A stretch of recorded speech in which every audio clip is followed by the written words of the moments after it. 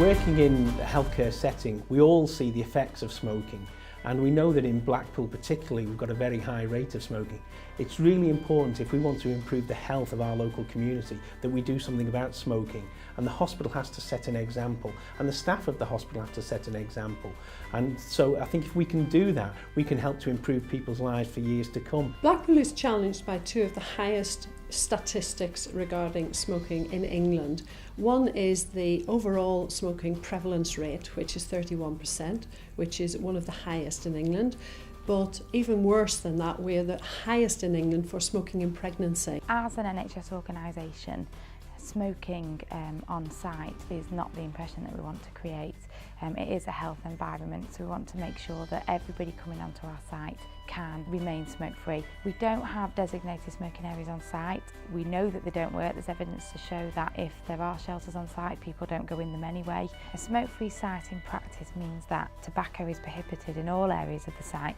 So this includes not just buildings, but also outside of buildings, grounds and car parks. We decided to invest some money in signage to be absolutely clear so that the public, visitors, staff, everybody would know what the policy was, because we've heard it said many times, I didn't know I couldn't smoke here.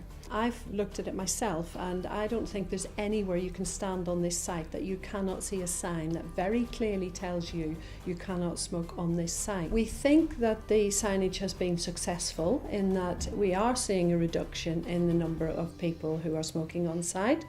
However, some still choose to ignore the signage. If a member of staff comes across someone who's smoking on site, they should remind them. It doesn't matter who it is, whether it's another member of staff, it could be a patient, it could be a visitor. If they see somebody smoking, they have a duty to remind them this is a smoke-free environment. And we have made that a lot easier for them to do because of the signage. All they need to do is point to the signage and help the person acknowledge that they've understood this is a smoke-free site. Challenging people on site can be daunting, and we do understand that it can be difficult for some staff to do this. So we want staff to know that it is something that they can do. We want to give them the skills to make them feel confident in being able to approach people on site. I think it's important that we're a smoke-free hospital. At the end of the day, we're known as the National Health Service, and smoking isn't healthy. We're also here treating patients. So it's important that we try and support them as much as we can if they are smokers, but also to actually approach people and say, I'm sorry, this is a smoke-free hospital. There are lots of very good reasons for asking people not to do this, and I think if staff can take those on board and really understand that, then I think it actually will make it a lot easier for them to give the message. I would challenge patients and visitors outside the hospital if they were smoking. However, it was a little bit hit and miss. And the other thing I do admit to doing, I would often say to them, would they mind moving away perhaps from doorways, but then that's still saying to them that smoking is still okay on site. I haven't challenged anybody on site, mainly for the reasons that I find it quite uncomfortable. I don't have the confidence to actually approach somebody and tell them stop smoking. It's just mainly the fact that I'm scared on how I'm going to be confronted by that person. The hospital is asking people to step outside their comfort zone and ask people to do something that they perhaps don't feel comfortable about asking. And so wanting to feel more confident about being able to walk up to somebody and asking them not to smoke, or asking them whether they're aware of the scheme, just pointing out the signage, all these sorts of things, that because they're not in their ward or in their office or where they're used to dealing with maybe people who are difficult, it seems more of a challenge. So one of the things I wanted to do was to help people see that there are transferable skills. So if I can feel confident with perhaps people who are less than helpful in my clinical sense, then maybe I can do it outside. The other thing you said about when you're talking to people about diet was that you empathise with them. Yeah? What do you mean by that? Just really showing, perhaps in your face, you actually feel for them. And I try to imagine as well myself in their position, because at the end of the day it's easy for me to say to them, you can't do this, but then it's very different on the receiving end, especially with smoking. So can you see that there's a parallel? Yeah, I can actually now. Yeah.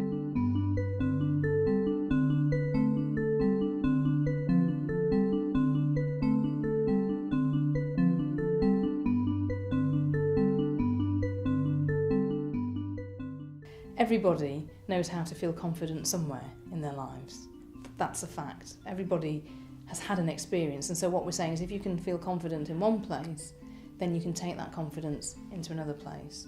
And one of the ways to do that is to take somebody through what we call the confidence circle. So imagining, remembering, re-experiencing a time when you felt really, really confident, giving yourself a little signal so that you know what that feels like, and stepping into a circle, a pretend circle, and firing off that feeling of confidence. And I want you to imagine that on the floor here is a circle. Yes. And I'm going to call this the circle of confidence. Right. Okay?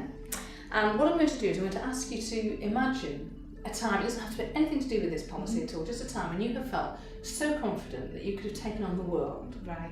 Yeah? Okay. I'm going to ask you to imagine that. I'm going to ask you to almost remember it and see yourself going through it. Yeah. Really know what it feels like, what it sounds like, what you can see, just everything to do with that experience. Yeah. And then when you really feel you've got that, I want you to step into this circle. And I want you to give yourself a little signal to remind yourself. So sometimes people just put finger and thumb together, or they might go, yeah, or they might say something, but just something for you that will remind you of that feeling. And just imagine that there are a group of people there.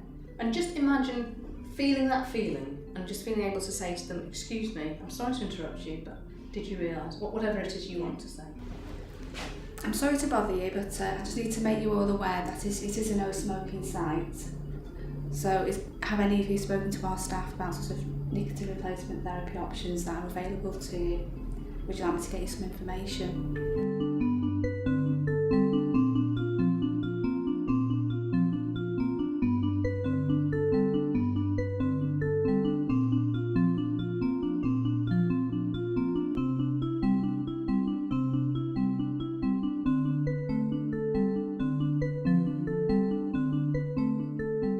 The fear is not only might they be aggressive with me, but I might sound aggressive, I might sound overbearing. So to hear what you have to say and to practice it, that's really, really important. Really, you want to be very short, very sharp, very succinct, so that people hear the message, know what you're asking them to do, know why you're asking them to do it, and then a thank you, and then leave. In 3 sentences, and I mean 3 sentences, see how quickly, how shortly, how succinctly we can say it. Okay. So that you feel good, they've got the message, Okay. and then remember to leave, because that's the other thing. When we're anxious, Yeah. we almost stand there waiting and say, well, are you going to hit me or not? Yeah. You know, I'm ready now. Yeah. Yeah. Sorry to bother you. I just wondered if you're aware we are a smoke-free site at Blackpool. We're encouraging patients and relatives to stop smoking on health grounds really, and also looking at it for yourself as a patient, trying to speed up your recovery. When you go back to the ward, perhaps it'd be nice to have a chat with the staff about options such as nicotine replacement therapy that we can offer you while you're here in hospital. Thank you for your time.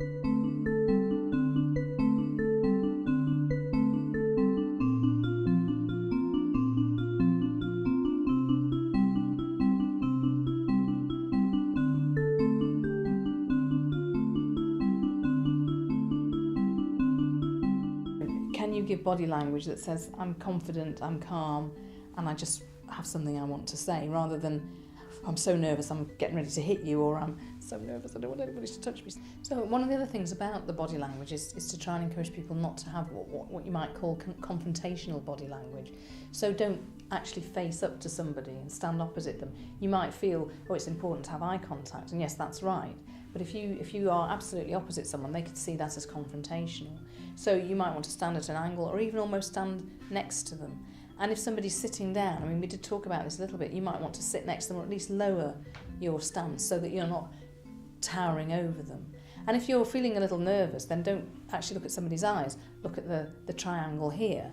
And that, again, you're looking at the right place, but you're not looking straight in their eyes, so it's not confrontational. So lots of things you can do with your body, keeping your body language open rather than closed up. There are lots of things that you can do.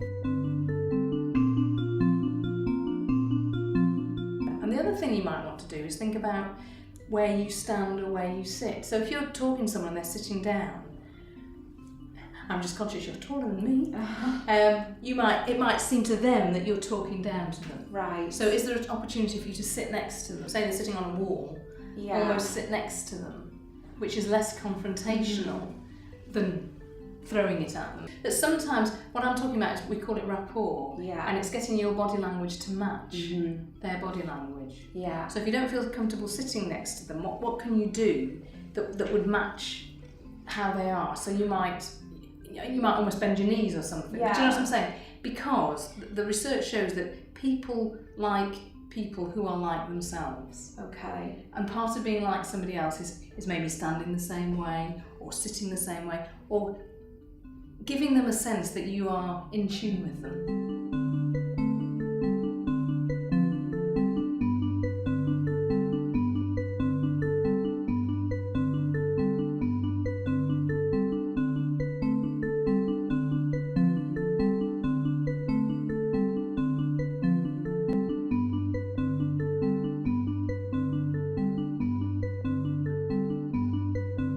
One of the other things that we talked about, particularly with Leanne, was this idea of self-disclosure. So Leanne clearly is not comfortable asking somebody to stop smoking or asking them or letting them know what the message is. And she felt immediately better once she was allowed to say, I feel uncomfortable about this and I need to ask you to stop smoking. Or I need to point out that this is... And then she said her reasons and then she said, thank you for listening. Now, very, very, very few people are going to take offence at that. And if she gets a really unpleasant response back, the other thing that we were looking at was saying that's nothing to do with her. That's somebody who is feeling perhaps a little anxious, very tense. They don't want to be there. And here's somebody telling them something else they can't do. And so they just offload. And sometimes it can be very useful to be there as a sounding board, as long as you don't feel threatened by it. And you're able to say, well, you know, this isn't to do with me. This is them saying what they have to say. And I can leave and I can go back into the hospital or I can go back to my car. I don't have to take this on board. I think it's really important that people recognise that.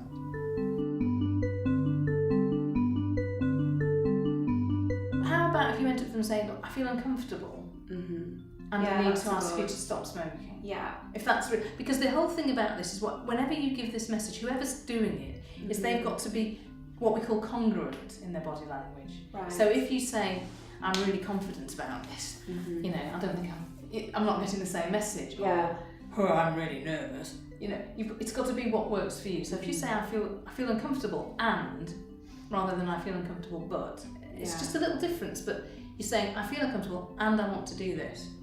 Yeah. So start with that and see where it takes you. Okay. So I'll probably just start off by saying, excuse me. Yeah. I do feel quite a bit uncomfortable saying this to you, but we're actually a non-smoking hospital. We've got very vulnerable patients in the hospital and staff members as well.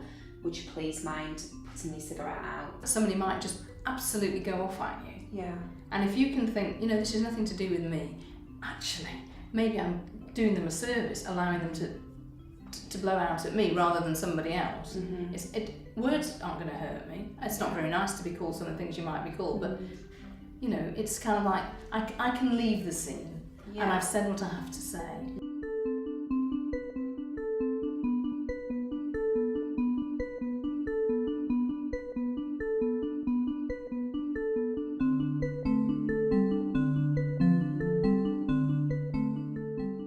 From the training, I feel that I took away more confidence and more clear direction on how to speak to patients, how to be clear but not too direct, so it's confrontational.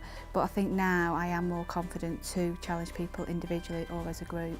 I think the best thing that I gained from the experience with Mo was the fact that I shouldn't be afraid to approach somebody and tell them to stop smoking. I now feel as though I do have the confidence to approach somebody. I feel now that I've established a starting sentence for Mo's advice, just basically to say, I feel uncomfortable approaching you to ask you to stop smoking, but we are a smoke-free hospital. can you please put your cigarette out? The hospital being a smoke-free site, I think, is obviously from a health profession point of view. We're always encouraging people to look at the lifestyle. Working in the cardiac area, smoking is one of the major risk factors for heart disease. And also what we want to look at is a long-term future of patients and reduce the risk of coronary heart disease, stroke or smoking-related illnesses. As a trust, we're totally committed to a smoke-free environment, and we want all of our staff to get behind that. It's really important that we're seen as a health organisation to be promoting positive health messages, and it really is important for staff to take that on board so that we've got a great environment for not just the staff but for visitors and patients coming to this hospital. We want staff to be positive role models. Ultimately, on this site, it is about maintaining a completely smoke-free environment so that children don't see adults smoke. And that's the most important part of the whole of the strategy for reducing smoking in Blackpool. As it says on the packet of cigarettes, smoking kills, and it really does kill in Blackpool. It kills 390 people in Blackpool every year before their time, and at any one time there are 8,000 people in Blackpool suffering from a smoking related disease. But locally we can make a difference here, and I think that we should.